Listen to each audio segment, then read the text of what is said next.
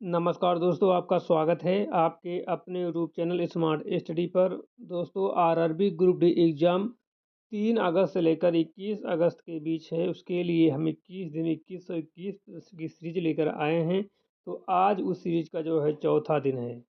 आज की इस क्लास में हम लोग देखेंगे धातु एंड अधातु के प्रश्न। ये वे प्रश्न हैं जो आरआरबी ग्रुप डी में अब तक के पूछे गए हैं और बार बार रिपीट होते हैं। इस बार भी आने की इनकी पूर्ण संभावना रहेगी। तो आप लोग इन सभी क्वेश्चनों को आसानी से अच्छे से तैयार कर लो, ताकि जो है आप लोग एग्जाम में अच्छा परफॉर्मेंस कर पाओ।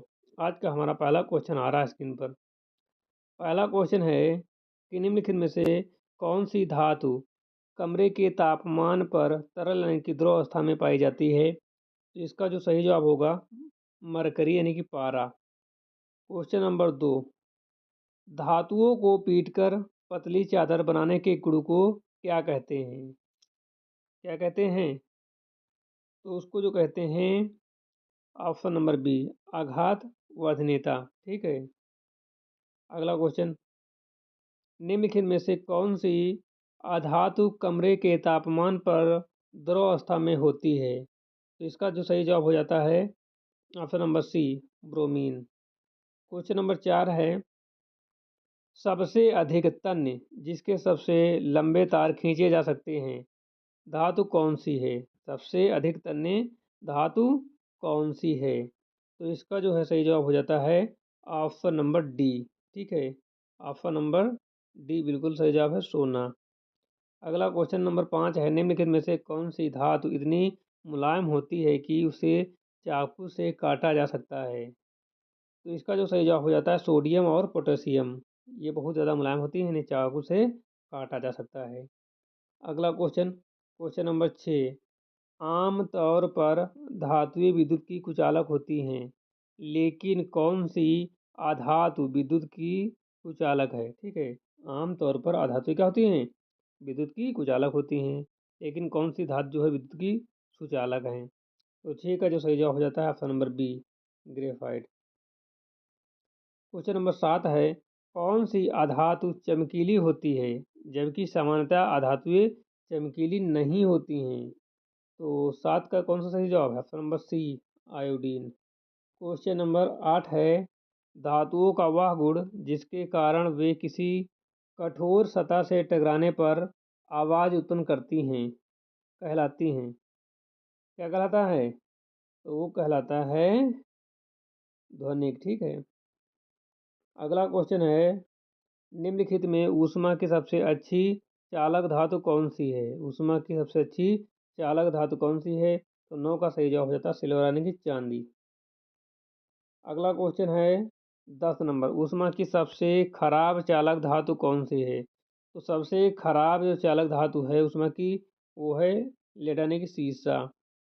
अगला क्वेश्चन 11 नंबर है, शुद्ध रूप में धातु की सतह का चमकदार होना धातु का कौन सा गुण कहलाता है। तो 11 का जो सही जवाब हो जाता है ऑप्शन नंबर ए, क्या कहलाता है, धात्विक चमक। अगला क्वेश्चन नंबर 12 है, अधातुओं के ऑक्साइड की प्रकृति सामान्यतः कैसी होती है। तो 12 का सही जवाब हो जाता है ऑप्शन नंबर बी, अम्लीय होती है। अधातुओं के ऑक्साइड की प्रकृति सामान्यतः जो होती है वो अम्लीय होती है। अगला क्वेश्चन, क्वेश्चन नंबर 13 है, धातुओं के ऑक्साइड की प्रकृति समानता कैसे होती है। तो 13 का जो सही जवाब हो जाएगा ऑप्शन नंबर सी, क्षारीय होती है। धातुओं के ऑक्साइड की प्रकृति समानता जो है वो क्षारीय होती है। अगला क्वेश्चन, क्वेश्चन नंबर 14 है, 1 ग्राम सोने से लगभग कितना लंबा तार खींचा जा सकता है। तो 14 का जो सही जवाब हो जाएगा ऑप्शन नंबर सी, 2 किलोमीटर। 1 ग्राम सोने से लगभग 2 किलोमीटर तार खींचा जा सकता है। ठीक है। अगला क्वेश्चन है, बिजली के तारों पर किस पदार्थ की जो है परत चढ़ाई जाती है ताकि करंट ना लगे। तो इसका सही जवाब हो जाता है पीवीसी, पॉलीविनाइल क्लोराइड की। ठीक है, पॉलीविनाल क्या बोलते हैं उसको, पॉलीविनाइल और क्लोराइड, पीवीसी। 16 नंबर, निम्नलिखित में से कौन सा कार्बन का एक अपर रूप है जो सबसे कठोर प्रकृति का पदार्थ है, प्रकृति पदार्थ है। ग्रेफाइट, हीरा, कोयला, गाजर। तो ग्रेफाइट या हीरा, तो 16 का जो सबसे सही जवाब है, सबसे ज़्यादा हीरा होता है कठोर। अगला क्वेश्चन है 17 नंबर, निम्नलिखित में से कौन सी धातु हवा में खुले रखने पर तुरंत आग पकड़ लेती है? निम्नलिखित में से कौन सी धातु हवा में खुले में रखने पर तुरंत आग पकड़ लेती है? लोहा, सोडियम, तांबा या चांदी? तो 17 का सही जवाब हो जाता है ऑप्शन नंबर कौन सा सही है? B, sodium. 18 नंबर है, गैलियम और सीजियम धातु का गलनांक यानी कि मेल्टिंग पॉइंट इतना कम होता है कि वे हवा में जलने लगती हैं, या फिर पानी में तैरने लगती हैं, या हथेली पर रखने पर पिघलने लगती हैं, या बर्फ से भी ठंडी हो जाती हैं। तो 18 का सही जवाब हो जाता है वो पानी में तैरने लगती हैं। ठीक है, गैलियम और सीजियम धातु के गलनांक मेल्टिंग पॉइंट इतने कम होते हैं कि वे पानी में तैरने लगते हैं। अगला क्वेश्चन है, नाइट्रोजन और हाइड्रोजन जैसी गैसें रासायनिक रूप से क्या हैं? तो 19 का जो सही जवाब हो जाता है ऑप्शन नंबर बी, क्या हैं? अधातु हैं। नाइट्रोजन और हाइड्रोजन जैसी गैसें रासायनिक रूप से जो हैं अधातु हैं।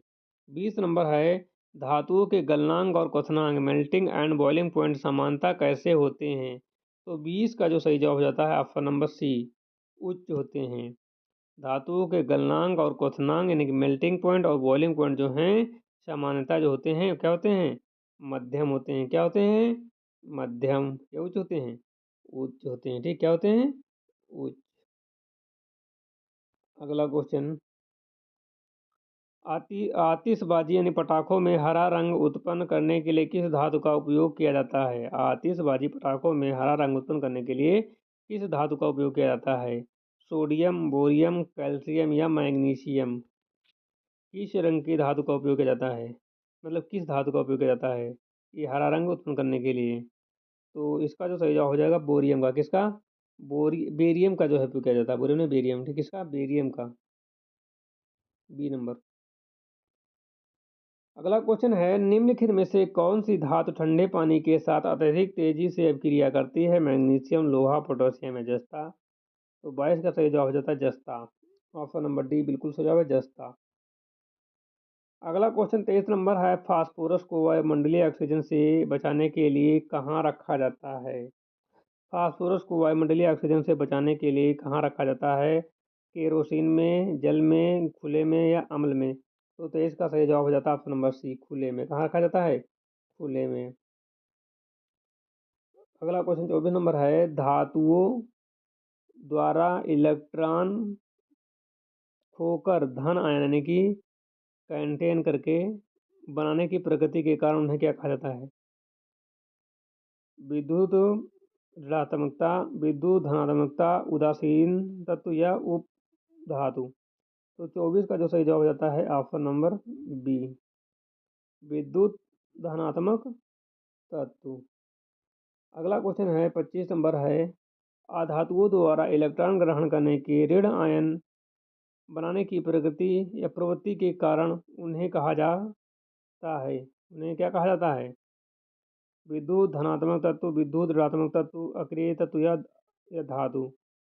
तो 25 का सही जवाब हो जाता है ऑप्शन नंबर सी, अक्रिय तत्व कहा जाता है। क्या कहा जाता है? अक्रिय तत्व कहा जाता है। धातुओं द्वारा इलेक्ट्रॉन ग्रहण करके ऋण आयन बनाने की प्रवृत्ति के कारण उन्हें क्या कहा जाता है?